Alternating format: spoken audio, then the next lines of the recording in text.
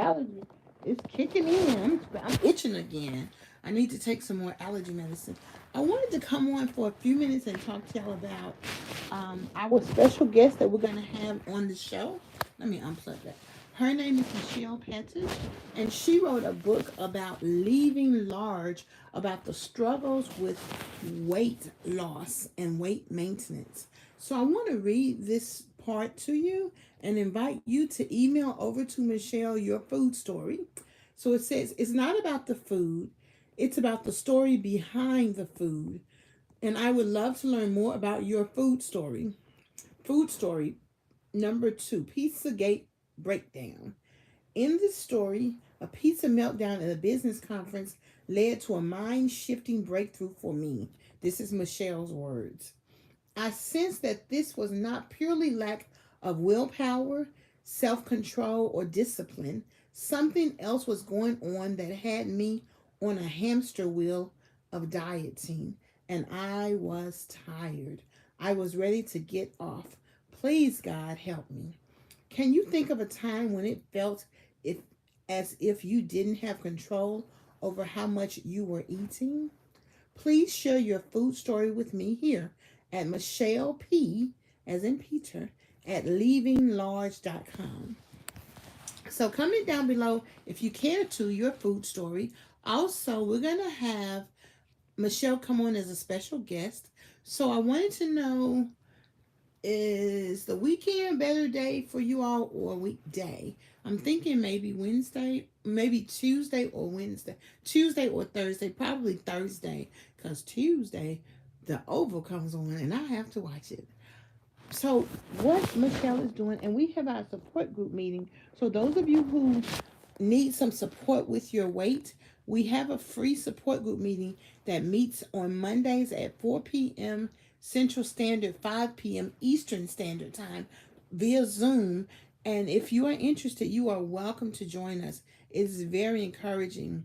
Today we talked about everybody shares their story or shares something that happened, and that's how you get to living life where you slowly and gradually began to de-emphasize eating things that are not healthy for you, and you began to feel good about it. I haven't eaten that cookie over there, that Girl Scout cookie, in a week, and I'm probably just not gonna eat it this week just because I know I can resist it. It's sitting right there, but so I feel good about that. I feel good. I had a hamburger today with bread and I had unsweet tea, and I felt good about it because I wanted to eat the entire hamburger, and I had fries. However, I'm not going to eat bread for the rest of the week, or for the rest of the month. I'm going to stay away from bread. Maybe cornbread. I might have some cornbread, but I'm not going to eat some bread. Like, so I haven't decided. I have to sit down and figure out my menu for the week. That's also a very good thing, is to plan your meals. I haven't felt the energy or the interest in planning my meals, so I'm taking it day by day.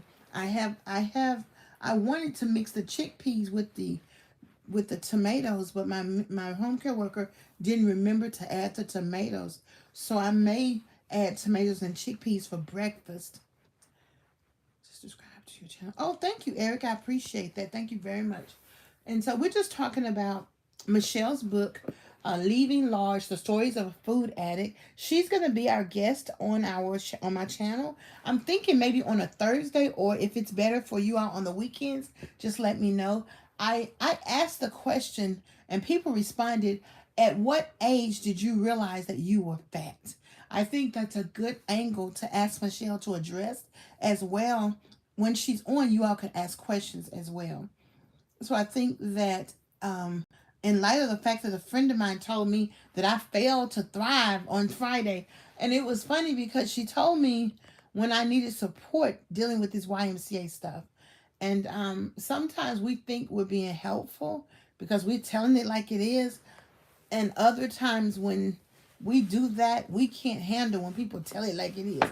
But it's never okay to beat somebody when they're down. And if you think that it is, then you need to learn a little bit more about what friendship means. because it's not so much the rules, it's the attitude, it's the behavior, it's the harassing. That's what it's all about. And hello. So I also have another food addiction pamphlet that I've been working on over the last 6 months or so. Um, let's look at the problem, and y'all tell me if you can relate to this. Throughout our lives, many of us have turned to food to ease our pain or fear. We felt comfort in eating and found ourselves turning to food whenever we were hurt, angry, or frustrated. That's true.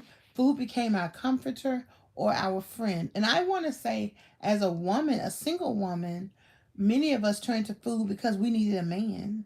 I'm going to say that, y'all. I'm going to say it. I'm going to stand by that, okay? Because God didn't mean for us to be alone. Women are not supposed to be alone.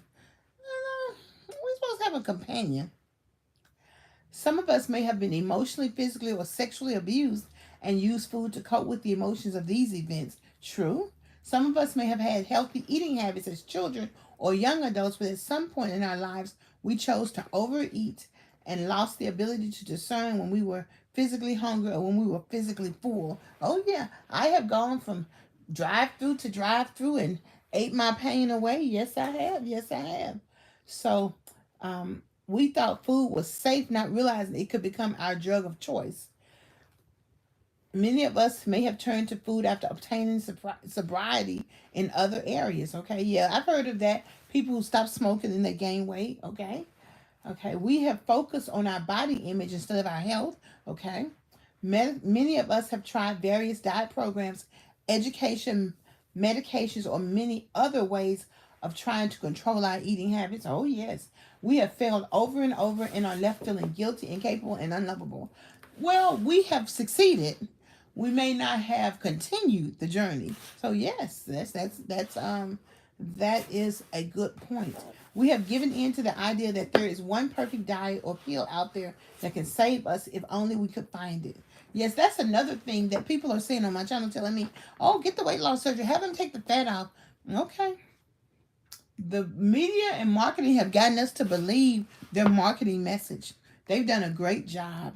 But in the end, we have some of us believe that thin people do not struggle with food addiction. That's true. We also have failed to recognize food as our drug of choice. As a result of our food addiction, we feel out of control and many struggle with many other areas of our lives. That's true.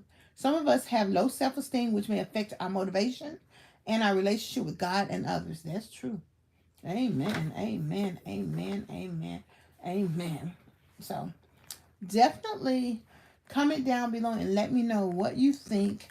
What are your ideas? What are your successes? What are some areas that you have found that help you? And your mobility, in your pain, your chronic pain, your knee pain, in your need to regain your activities of daily living.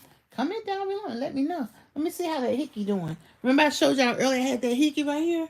It's still right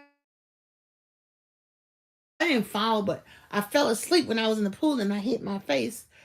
But somebody was watching me, so she just got me and I sat on the there's a bench. Notice I had this little love hickey right, which was funny. So I probably just hit myself with the we had on some gloves. Oh, I'll show you those today. Please comment down below and know that every effort that you make, even if you're not making any big effort in your own eyes, is still an effort. And it's part of the process. We fail our way to success. Does that make sense? Okay. Well, please hit the like button. Please remember that I am doing a wheelchair van fundraiser called Buy Me a Cup of Coffee. So please buy me a cup of coffee and please hit the like button. So thank you. Good night. Sleep tight. Don't let the bed bugs bite. Peace and hair grease.